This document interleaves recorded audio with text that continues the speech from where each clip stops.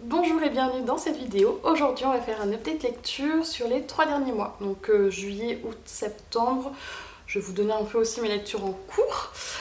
Alors je vais me munir de mon livre addict parce que comme ça je sais ce que j'ai lu et quand. Donc on va reprendre à ce niveau-là. Ouais, donc je vais t'arrêter à En équilibre de Morgane Moncomble. Alors pour cette vidéo, il y a clairement des déceptions, il y a clairement des gros flops, mais il y a aussi de très très beaux coups de cœur, donc c'est parti. Donc En équilibre, je l'ai lu dès sa sortie, je crois. Après Falling Again, d'ailleurs, que j'avais découvert. En équilibre, c'est un peu ma déception, mais c'est pas une grosse déception dans le sens où je pense clairement que si ça me déçoit, c'est uniquement parce qu'on est sur du jeunesse. Et que d'habitude, Morgane Moncomble fait plutôt de la romance adulte. J'avoue que là, ça m'a un peu perdue. La manière dont... Alors la plume, rien à dire, parce que c'était très bien. Mais l'histoire en elle-même m'a pas transcendée. La preuve, c'est que je ne m'en souviens pas. Les personnages, je m'y suis attachée que très moyennement. Et c'est pas grave, ça arrive. Clairement, je savais que c'était du jeunesse. Je savais pas trop à quoi m'attendre. Bon bah ça l'a pas fait, c'est tout. C'est pas grave. Ensuite j'ai lu Circé, je l'ai pas en ma possession, je l'ai prêté à une amie. Circé, je vous fais pas le topo, je pense que tout le monde l'a lu, tout le monde en a entendu parler. Moi ce que j'en ai pensé c'est que globalement faut pas être féru de mythologie pour lire ce livre, pas du tout, au contraire, c'est même, enfin je trouve que c'est même pas le sujet plus que ça, le sujet c'est plus effectivement la quête d'une femme qui va se retrouver exilée sur une île et finalement qui va se découvrir et c'est plus ça moi, qui m'a plu dans ce livre plus que toute la mythologie autour, même si ça rajoute un petit peu de... un petit plus forcément, mais voilà, moi j'ai adoré, ça se lit très vite, c'est très fluide, la plume de Madeline Miller et je trouve c'est une petite pépite. Ensuite j'ai lu, oula bien sûr c'est le livre qui est tout au fond. J'ai lu De sang, d'écume et de glace d'Alexiane de Lys aux éditions Michel Lafon. Donc c'est ce bouquin là. Comme vous pouvez le voir, ça va parler de sirène, c'est une histoire de sirène. J'ai adoré. Alors c'est du jeunesse, mais moi ça m'a trop plu. Après la plume d'Alexiane de Lys, globalement je l'adore. J'avais adoré ses premiers bouquins, j'accroche très facilement. J'arrive à tout très bien imaginer et du coup je suis dedans voilà, très vite. Je passais mes soirées dessus, je regardais même plus la télé, je lisais jusqu'à 1h du matin. Ça m'a... franchement, je sais pas si on peut dire que c'est un coup de cœur, mais si je crois. Donc vraiment j'ai adoré. Les histoires de sirènes, il n'y en a pas beaucoup en plus, donc c'est assez original. C'est un premier tome, il me tarde vraiment la suite parce que je me suis... Enfin vraiment j'ai adoré chaque personnage et elle a un univers, Alexandre de Lys, mais c'est fou parce que vous, ce que vous imaginez en termes de sirène, c'est pas ce qu'elle a imaginé. Et c'est ça qui est génial, c'est que vous arrêtez pas, c'est une histoire de sirène, parce qu'elle a imaginé son monde, mais c'est un autre monde quoi, vraiment, c'est très original, donc moi je le conseillerais. Je sais qu'il y a eu des avis mitigés, mais personnellement pas du tout. Loin de là. Ensuite, j'ai lu Heartstopper, le tome 4. Que dire à part que c'est toujours aussi mignon, toujours aussi voilà, plein de diversité, ça parle de beaucoup de choses, ça creuse certains thèmes. J'ai aimé. Après, effectivement, j'attends de voir la suite. Voilà, ça c'est des petites lectures toutes mignonnes qu'on attend toujours, on va dire ça comme ça, mais j'ai bien aimé quoi. Ensuite, j'essaye d'aller vite parce que je veux pas que la vidéo dure trop longtemps parce que je trouve ça des fois un peu trop long les updates, donc j'essaye de donner un peu les avis rapidement. Là, on est sur un flop total pour moi, alors que ça a été un carton pour la plupart des gens qui l'ont lu. On est sur Normal People, qui raconte l'histoire de Marianne et Colin, je crois. Non, Connell. Déjà, ça commence très mal, c'est même pas des personnages. Donc, on va suivre Marianne et Connell. Il faut savoir que Marianne vit dans une famille pas très aisée, j'allais dire, donc non modeste quoi, dans une famille modeste. Sa mère est femme de ménage et il se trouve que c'est la femme de ménage des parents de Connell. Oh, ça suffit là. Allez, hop. Voilà, ça c'est Pelote qui se bat à travers la fenêtre avec un autre chat. J'en ai marre. Encore, elle l'aurait en face. Je je comprendrais. Mais là, elles sont à travers la fenêtre, elles se battent. Toujours les deux mêmes en plus, hein. Enfin toujours les deux mêmes. Bref, que dis-je, qu'est-ce que j'étais en train de dire? Ah oui, ma déception en plus. Oui, donc voilà, on se retrouve avec des personnages qui sont au lycée. Donc forcément, vous vous doutez qu'il va se passer quelque chose entre ces deux personnages. Et le gros souci que j'ai eu, c'était qu'on était un peu dans une boucle. C'est-à-dire que c'était non seulement plat, c'était...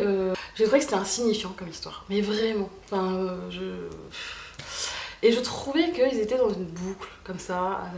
Bah, vous savez, je t'aime, moi non plus, machin.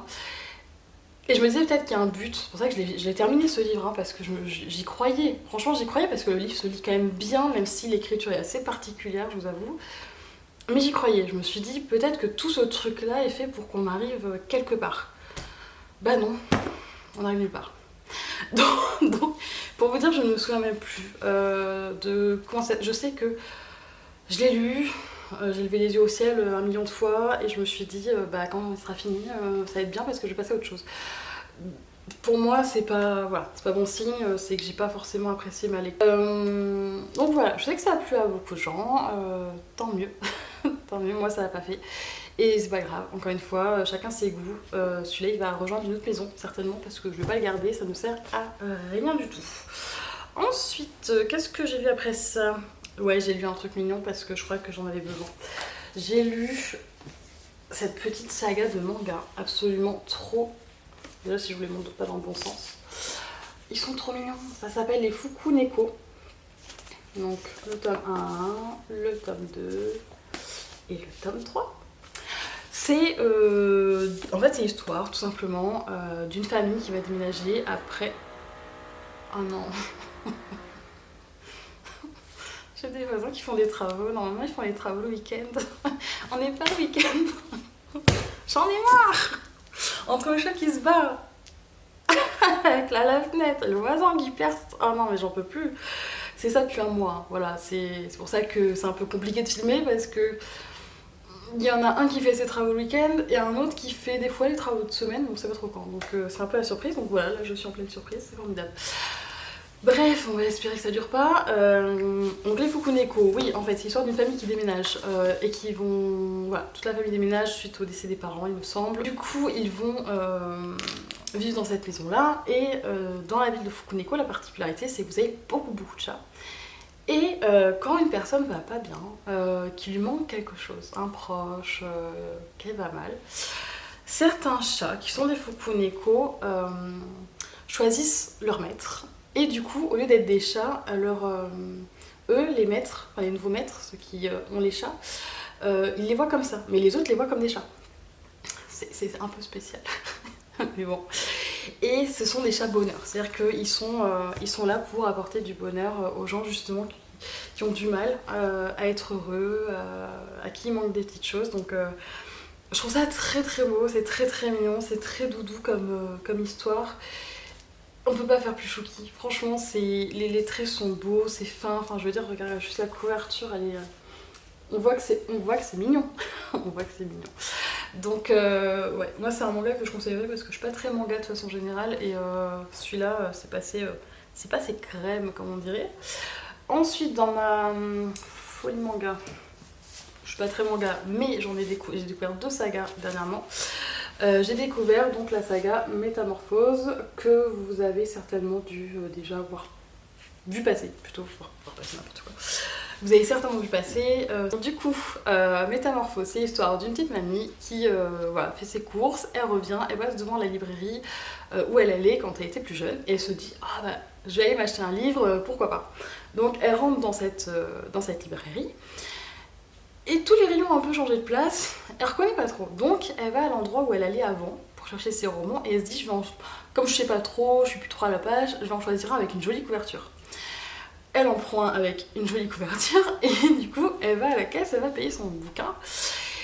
Et là la petite stagiaire, apprentie libraire, la regarde un peu bizarrement, donc l'encaisse, et elle lui dit mais vous êtes sûre que vous voulez pas un petit sachet pour votre bouquin? La petite mamie elle dit bah non, je vois pas pourquoi. Elle rentre chez elle, elle le lit et il se trouve que c'est un boys love. Un boys love c'est une histoire entre deux hommes, donc une histoire gay. Contre toute attente, parce qu'on pourrait se dire, une mamie, elle peut être un peu choquée parce que c'est pas de sa génération, les gens généralement à cet âge-là sont pas du tout ouverts, on va dire, sur la sexualité, c'est vrai que ça peut être étonnant. Et en fait, elle adore, elle adore. Elle adore ce qu'elle lit et surtout elle se dit il me faut la suite de ce livre, donc elle retourne à la librairie et par contre elle demande à parler donc à la jeune stagiaire et il se trouve que la jeune stagiaire est super fan de tout ce qui est boys love, donc elle va la conseiller et elles vont devenir super amies, enfin genre elles vont devenir amies et moi c'est ça que j'ai adoré, c'est l'amitié entre une mamie de 70 ans, de 70 ans qui va se lier d'amitié, tout ça parce qu'elles ont la même passion commune et j'ai trouvé que c'était super chouette parce qu'elles vont à des conventions et ça va déboucher sur des projets et elles vont s'encourager, elles vont se soutenir. J'ai adoré les 5 tomes. Bon, alors là, la saga du coup est terminée sur les 5 tomes. C'est pour ça que c'est super parce que là, il n'y a pas 17 tomes, etc. Vous en avez que 5. Votre histoire, elle est faite, elle est complète et elle est géniale en plus, cette histoire. Donc, je la conseillerais à 1000% parce que franchement. Et les dessins, c'est de la dentelle. C'est de la dentelle, il n'y a rien à dire. Donc, vraiment trop génial. Ensuite, qu'est-ce que j'ai lu? J'ai lu La maison au milieu de la mère céruléenne, on va pas y arriver, de T.J. Klune aux éditions de Saxus. J'ai adoré ce bouquin. C'est vraiment, c'est une belle découverte. De Saxus, j'y allais un peu à reculons, mais c'est vrai que j'étais pas très sûre d'aimer parce que c'est quand même, voilà, c'est souvent des romans fantastiques, fantasy, etc. Donc des fois je suis pas très sûre que ça me plaise. Et finalement, là on est vraiment c'est vraiment génial parce qu'on suit Linus Baker qui est un homme très lambda qui travaille en tant qu'agent du ministère de la magie, un truc comme ça. Et c'est un peu le mec un peu transparent, enfin c'est triste à dire mais vraiment transparent, qui fait métro boulot dodo, qui se pose pas trop de questions, qui a pas trop de vie malheureusement, mis à part sa vie avec son chat et c'est tout. Et il va être appelé pour une mission méga secrète. Il va devoir partir sur une île pour visiter un orphelinat d'enfants qui ont des pouvoirs, des dons particuliers. Et du coup, donc, il se rend sur place et finalement, toute une histoire arrive. Et moi, j'ai adoré chaque personnage. C'est-à-dire que chaque personnage, je m'en souviens. Ils ont leur propre personnalité, ils ont leur propre... on s'attache à eux pour différentes raisons, je veux dire tout est très différent. On s'attache au directeur, on s'attache à tous les personnages. C'est une petite pépite, c'est vraiment un roman que je vous conseillerais, mais même surtout en ce moment parce que la magie, tout ça, ça peut un peu rappeler l'automne, etc., etc. Donc vraiment pourquoi pas. Et j'ai trop aimé, j'ai vraiment trop aimé. Et regardez-moi cette couverture, enfin... Trop beau. Et vraiment très très bien. Enfin moi je l'ai mangé quoi ce bouquin et je regrette pas de l'avoir lu, mais alors absolument pas. Et franchement, au niveau de l'écriture, c'est d'une fluidité. Enfin, ça m'a rappelé quand même. Ouais, ça m'a rappelé. Alors la comparaison est un peu nulle, mais ça m'a rappelé un peu Harry Potter. Le monde qui est vraiment bien construit, les personnages qu'on imagine totalement. Tout ça, ouais, ça m'a fait vraiment penser. Puis l'histoire de la magie, de la maison un peu isolée. Bref, moi j'ai... Ouais. Ensuite, donc, j'ai lu le livre de Léa Salamé, Femme puissante. J'ai beaucoup aimé parce que ça, clairement, c'est 12 interviews de 12 femmes différentes. Donc on va avoir Leila Slimani, Christiane Taubira, on a Nathalie Kosciusko-Morizet, on a Amélie Mauresmo, on a Chloé Bertolus, Laura Adler, journaliste, bref, on a vraiment 12 femmes et l'interview est à chaque fois basée un peu sur les mêmes questions, mais pas que. La première question est toujours la même, c'est estimez-vous que vous êtes une femme puissante? Quasiment toutes ont répondu non. Ou ont répondu d'une certaine façon non. Il n'y en a qu'une qui a répondu franchement oui, j'estime que je suis une femme puissante. C'est à la fois des interviews oui, et c'est à la fois, je dirais, un livre sociétal qui montre quand même à quel point la femme elle a du mal à se dire puissante, dans le sens où c'est très bien expliqué, hein. Un homme puissant, il n'y a pas de souci, on le dit, mais il n'y a pas de problème. Une femme puissante, ça a cette connotation d'écrasement, de trop d'ambition, etc. Et j'ai adoré. J'ai appris vraiment plein de choses sur ces femmes. C'est vraiment intéressant. Moi je trouve qu'il y a un côté ouais, très intéressant à tout ça. Ah bah là j'ai un deuxième beau flop hein, également. Mon deuxième flop, London Essay de Brittany Setcheri. Pour la simple et bonne raison que... alors il a 18 ans sur Livre Addict, donc je pense qu'il plaira à la plupart d'entre vous. Après moi, romance, j'avoue, je suis pas hyper... déjà je suis pas très romance, les seules romances que je lis et que j'aime, c'est celle de Morgane Moncomble. Donc déjà on part avec des niveaux. Brittany Setcheri, j'avoue, j'en ai lu, mais c'était pas... Voilà, je suis pas hyper fan. London Essay, j'ai trouvé encore une fois qu'on était dans une espèce de cliché. Que dire d'autre? C'est-à-dire qu'il faut pas qu'elle tombe amoureuse de la première, lui il faut pas qu'il tombe amoureux le premier, c'est un pari débile en fait, hein, clairement. Et bien sûr, il va se passer plein de trucs derrière qui vont faire que je raccourcis vraiment les choses parce que le livre était bien, parce qu'on creuse des thèmes, etc. et que c'était quand même très intéressant et que c'était quand même sympa, puisque je l'ai lu assez rapidement. Mais ça m'a pas... Franchement, je m'en souviens pas de l'histoire. Encore une fois, à partir du moment où je me souviens pas de l'histoire, c'est assez révélateur du fait que les personnages m'ont pas touché, m'ont pas marqué, ne sortent pas du lot. Voilà, je trouve que c'est assez... Voilà, et c'est dommage, hein, c'est vraiment dommage, mais autant je peux me souvenir de ce livre que j'ai lu il y a 2 mois, avec tous les personnages, etc. Celui-là, j'ai réussi à vous le pitcher, mais parce que j'ai regardé un peu avant, hein, parce que sinon j'étais incapable de me souvenir des 2 prénoms. Ouais. Et encore, même en regardant, je me suis trompée. Et London Essay, ouais, non, j'ai pas aimé. Et c'est pas grave, voilà, c'est de la new romance. C'est peut-être tout simplement pas mon truc. Je pense qu'il faut aussi à un moment donné se dire bon bah ça c'est pas mon truc. Moi des fois je persiste hein, parce que bon mais voilà.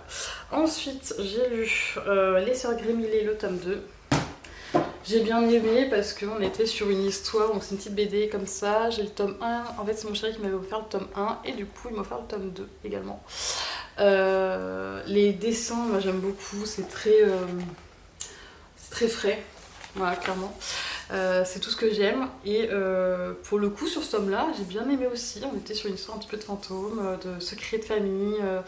Je pense que ça introduit certainement un 3e tome qui risque de parler, je pense. Alors, peut-être que je me trompe.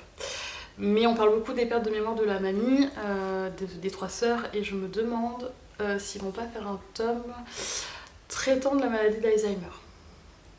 À voir, à suivre. Mais en tout cas, j'aime beaucoup ces petits livres qui sont couverts de petites quêtes, de petites chasses au trésor, chasses aux fantômes, etc.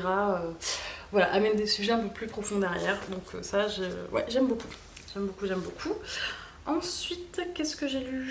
J'ai lu un de mes coups de cœur.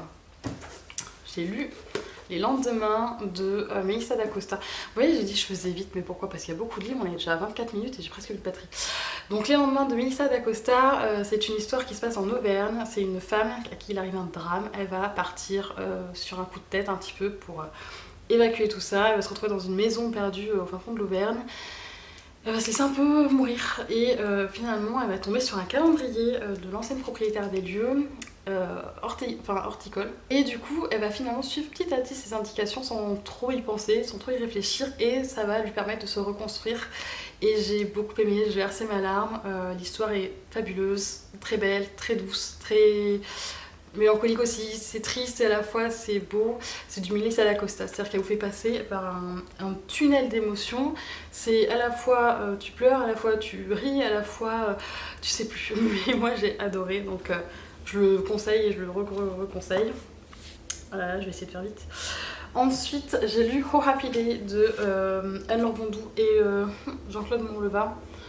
J'ai bien aimé l'histoire. Après, au niveau de la plume, j'ai été complètement rebutée. Donc j'ai eu beaucoup de mal. Je me souviens de l'histoire, mais c'est très vague, les personnages, je m'y suis pas du tout accrochée, mais alors absolument pas. Je les ai, surtout l'homme, oui, l'homme, je l'ai trouvé, mais lourd. J'ai pas du tout apprécié. Donc voilà, après c'est un vieux livre, je crois qu'il date, donc peut-être que ça joue aussi. Et le dernier livre que j'ai lu, c'est encore une fois Melissa d'Acosta, Je revenais des autres, qui est un magnifique bouquin.